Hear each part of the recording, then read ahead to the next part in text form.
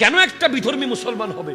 আপনি যে মসজিদে আগুনটা দিলেন, আপনি যে মাজারটা ভাঙতে গেলেন, ভিডিও করে করে দেখাচ্ছেন, কি মেসেজ গেল বিশ্বের কাছে? বিশ্ব মিডিয়া তো আমাদের সায়েন্টিফিক লেকচার, আধুনিক কথাবার্তা, সমাজ সংস্কারের কথা, সাম্যের কথা, শান্তির কথা এগুলো দেখায় না, দেখায় ভালো মতে কোথায় আমরা গুতাগুতি করছি।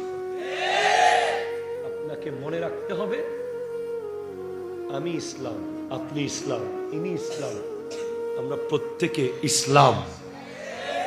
আমি যখন কথা বলি মনে করতে হবে মুসলমান কথা বলছে। আমি যখন হাঁটি বুঝতে হবে ইসলাম হেঁটে যাচ্ছে। আমি যখন দেখি বুঝতে হবে ইসলাম তাকিয়ে আছে। আমি যখন খাই বুঝতে হবে ইসলাম খাবার খাচ্ছে। আমি যখন বসি বুঝতে হবে ইসলাম বসে আছে। আমি যখন ব্যবসা করি, আমার সোশ্যাল ডিলিংস, আমার ফ্যামিলি ডিলিংস, আমার ইকোনমিক্যাল ডিলিংস, আমার পলিটিক্যাল ডিলিংস, আমার রাষ্ট্রীয় ডিলিংস, প্রত্যেকটা বিষয়ে অ্যাজ এ মুসলিম আমাকে দেখে আরেকজন বিধর্মীর ইসলাম কবুল করতে বাধ্য হতে হবে। ঠিক কিনা কথা? বাধ্য মানে অস্ত্রের বাধ্যতা না, সোয়ার মেরে বাধ্য করবো এমন না। আমাদের ইসলামের আদর্শ দেখে মুসলমান হবে। 17 কোটি মুসলমান মিলে বা 18 কোটি মুসলমান মিলে আমরা 1 কোটি হিন্দুকে কেন মুসলমান বানাইতে পারলাম না?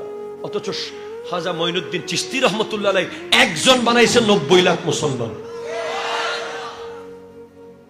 আমরা গুতাগুতিতে ব্যস্ত।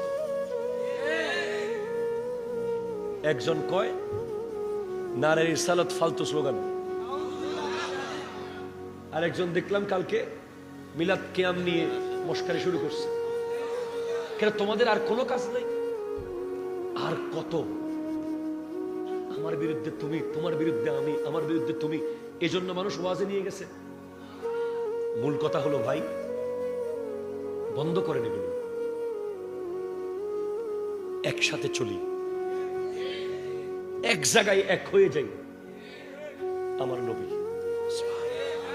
আল্লাহকে তো সবাই মানি, নবীর মোহাব্বতের জায়গায় আমরা যদি এক হয়ে যাই তাহলে আর কোনো দ্বন্দ্ব থাকবে? থাকবে? আপনি আমাকে বলতে পারেন হুজুর মিলাদুন নবীর দিন কেন এক হইতে হবে? সবে কদরের দিন এক হই। সবে কদর হলো মসজিদের নামাজ কেন্দ্রিক প্রোগ্রাম। সবে বরাত হলো ইবাদত কেন্দ্রিক। ঈদুল ফিতর হলো ঈদের নামাজ কেন্দ্রিক। ঈদুল আজহা হলো পশু জবাই করতে হয়। মিলাদুন নবীর দিন নবীর আগমনের খুশিতে সবাই একসাথে জড়ো হওয়ার সুযোগ আছে। ঠিক কিনা?